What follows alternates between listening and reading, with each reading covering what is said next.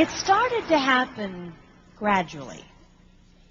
I would walk into a room and say something, and no one would notice. I would say, "Turn the TV down, please," and nothing would happen. So I would get louder. "Turn the TV down, please." Finally, I would have to go over and turn the TV down myself. And then I started to notice it elsewhere. My husband and I had been at a party for about 3 hours, and I was ready to go. I looked over, and he was talking to a friend from work, and I walked over, and he kept right on talking. He didn't even turn toward me. That's when I started to put it together. He can't see me. I'm invisible. I'm invisible. Then I started to notice it more and more. I would walk my son to school, and his teacher would say, "Jake, who's that with you?" And my son would say, "Nobody." Granted, he's just 5, but nobody? One night, a group of us gathered, and we were celebrating the return of a friend from England. Janice had just taken this fabulous trip, and she was going on and on about the hotel she stayed in. And I was sitting there looking around at the other women at the table. I'd put my makeup on in the car on the way there. I had on an old dress because it was the only thing clean, and I had my unwashed hair pulled up in a banana clip, and I was feeling pretty darn pathetic. And then Janice turned to me, and she said, "I brought you this." It was a book on the great cathedrals of Europe. I didn't understand. And then I read her inscription. She wrote, "With admiration for the greatness of what you are building when no one sees." You can't name the names of the people who built the great cathedrals. Over and over again, looking at these mammoth works, you scan down to find the names, and it says, "Builder, unknown, unknown, unknown." They completed things not knowing that anyone would notice.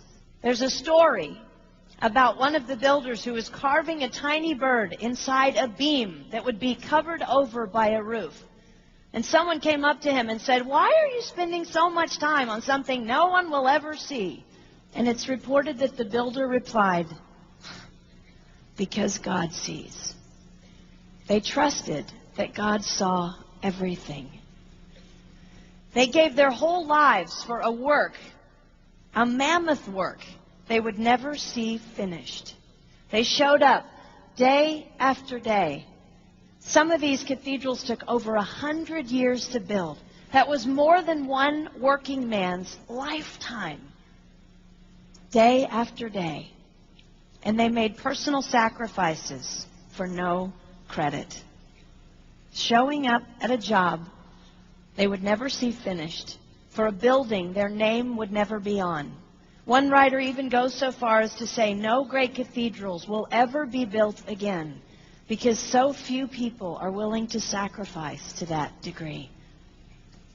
I closed the book, and it was as if I heard God say, "I see you. You are not invisible to me. No sacrifice is too small for me to notice. I see every cupcake baked, every sequin sewn on, and I smile over everyone.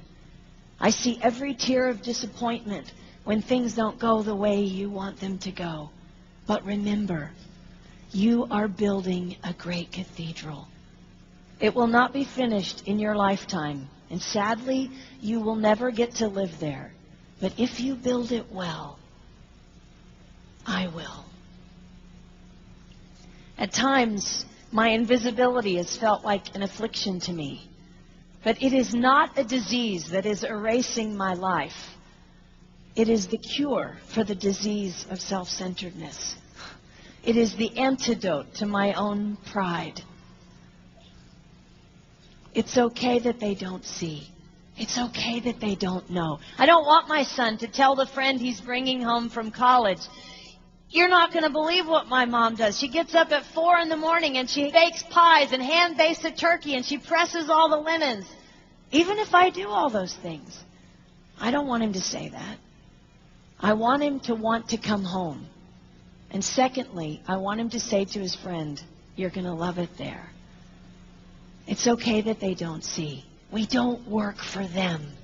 We work for him. We sacrifice for him. They will never see. Not if we do it right. Not if we do it well. Let's pray that our work will stand as a monument to an even greater God.